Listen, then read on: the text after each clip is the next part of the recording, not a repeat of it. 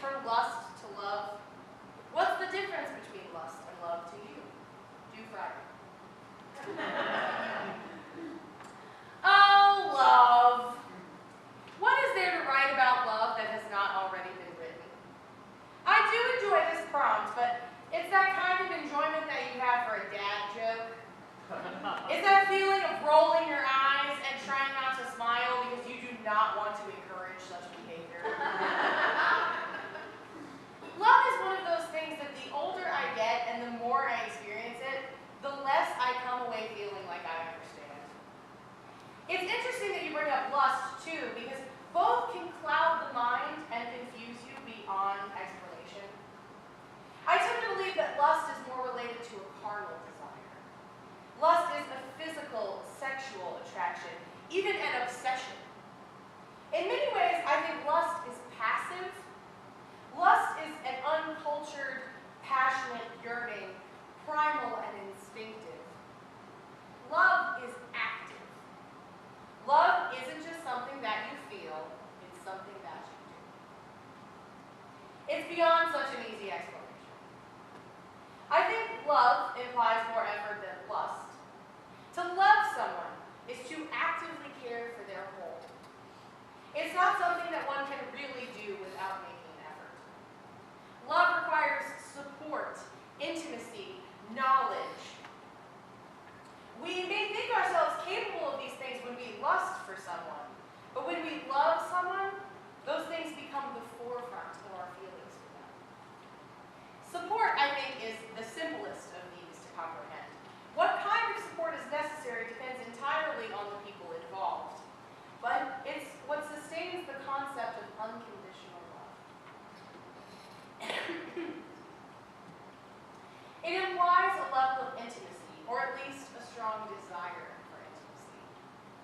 Intimacy, of course, comes in many forms, not just sexual intimacy.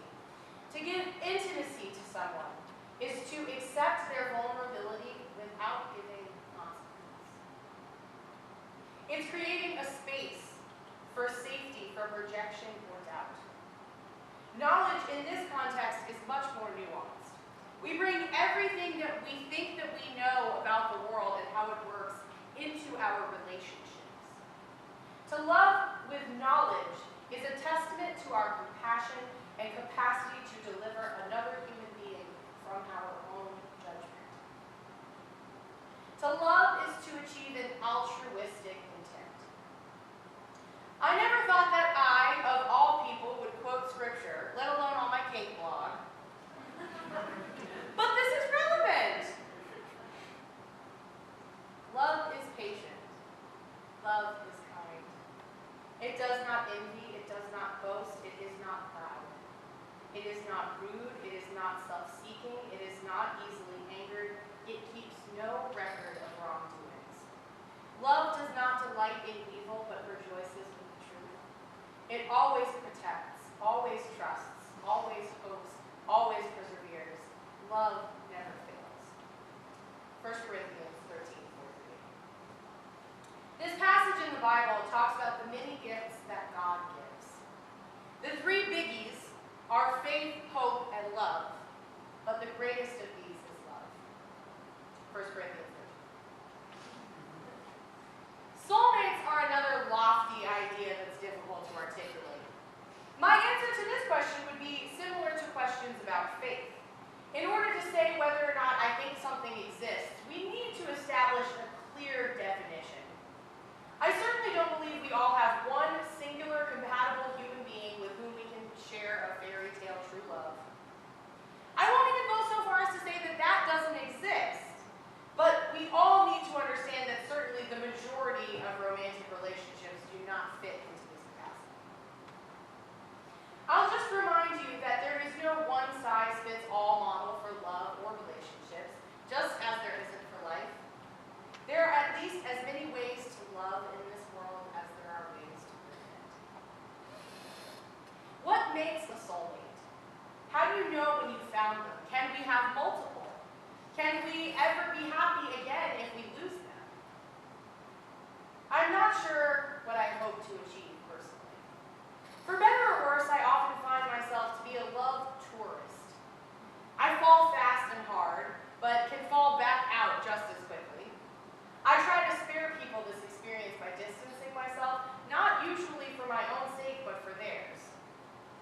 unintentionally used this method on people I was still very much in love with in the past, to my own disastrous results.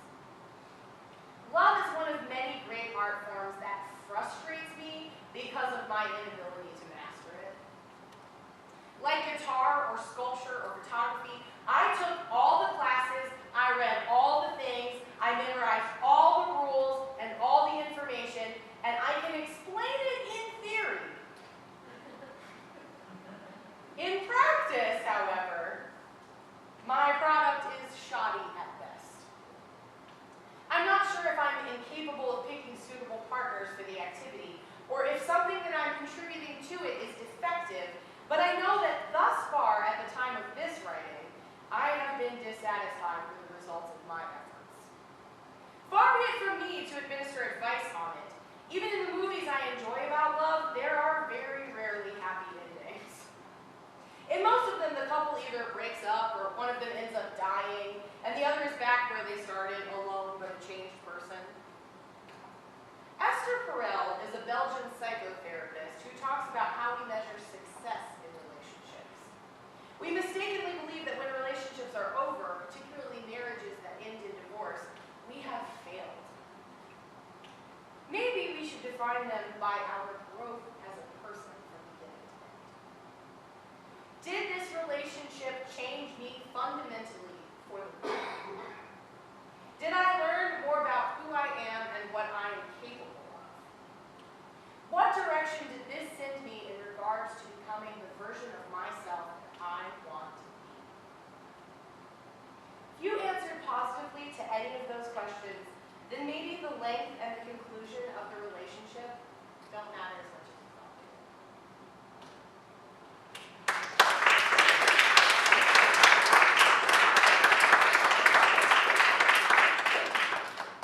I lost my Post-it, but I know what's left. It's not stuck to me, is it? It is. Ah! Thank you.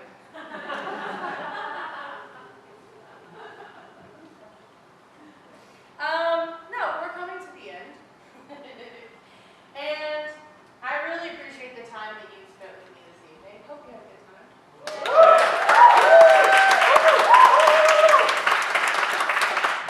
And I want to read my last essay, which kind of inspired the whole idea of problematic analogies. I like to call it On Sex and Guilt.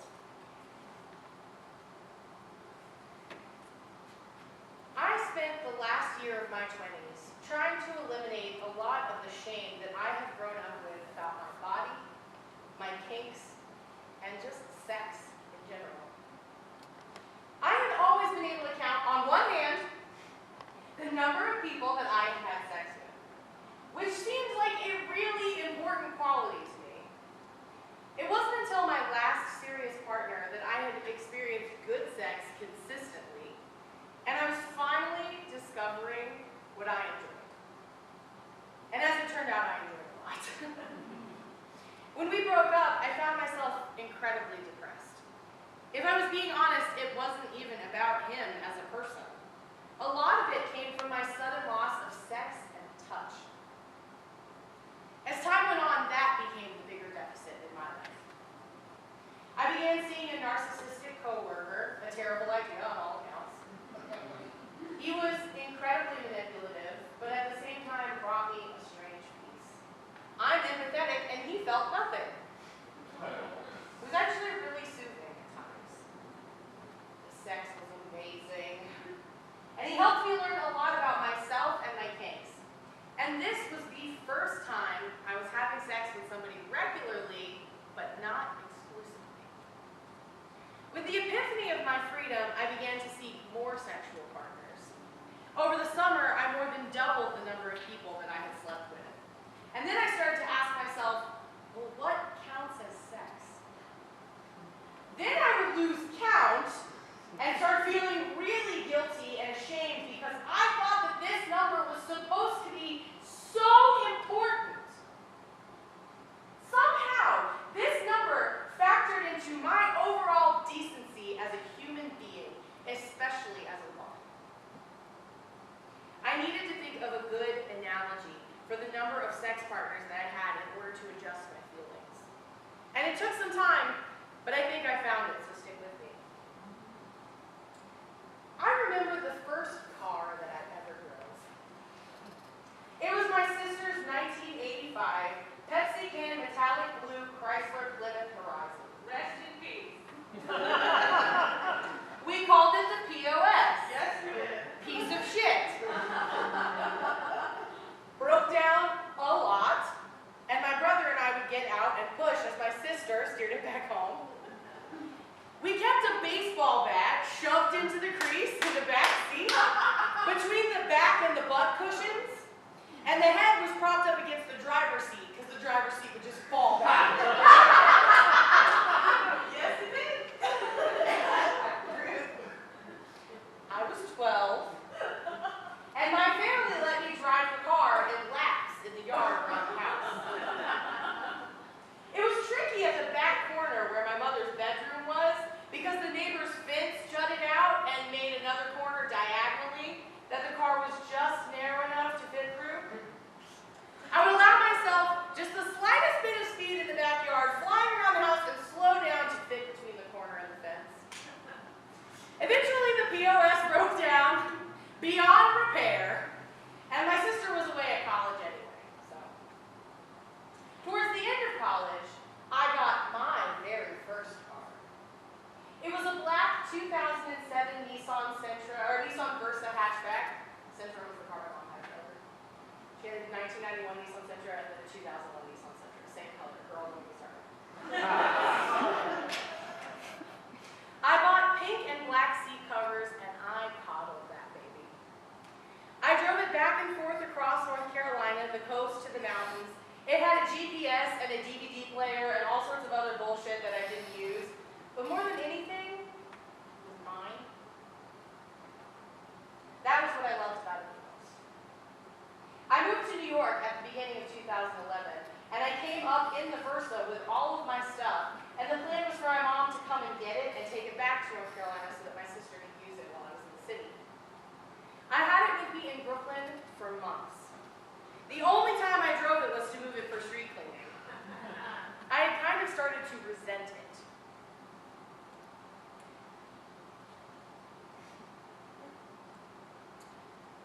I had a friend visiting me one week, and we were leaving to catch the subway into the city for a show.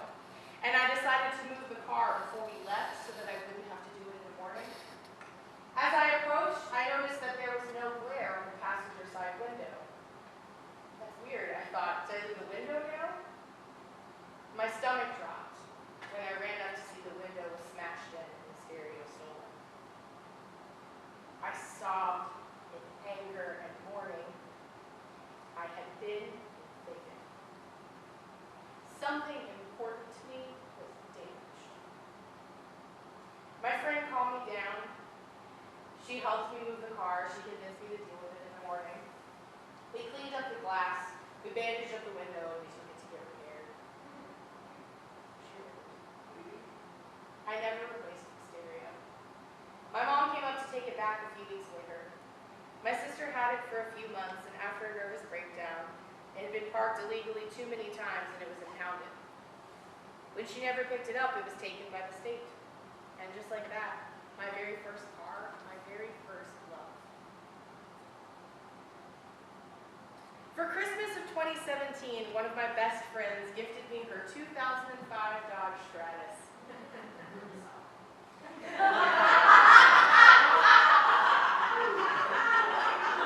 She's right here. She was purchasing a new car, and the trade-in value wasn't worth the effort to get it to the dealership. She's like, seriously. For the price of the title and the transfer change, it was mine. I drove its little heart out. I named it Spike because our relationship was as fraught as Buffy's with the blonde British vampire. The driver's side window and the horn didn't work. It did, however, reduce my 2-hour SEPTA commute to 45 minutes. I drove it with one headlight for weeks, just turning the brights on to make the city streets visible. It got me back and forth to months of rehearsals and a summer of headwind performances.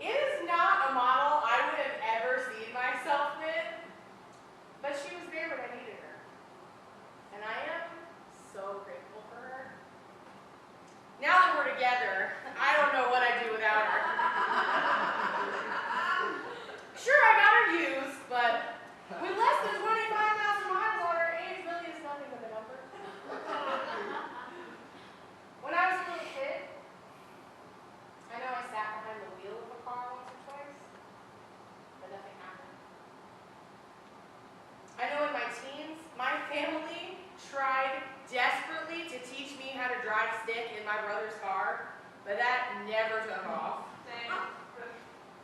I always got anxious about timing the clutch right and I would stall out. I just couldn't pick it up. I have driven dozens of rental cars, some for a few hours, some for a few weeks. Sometimes friends have been kind enough to lend me their cars or to give me a ride when I needed to get somewhere.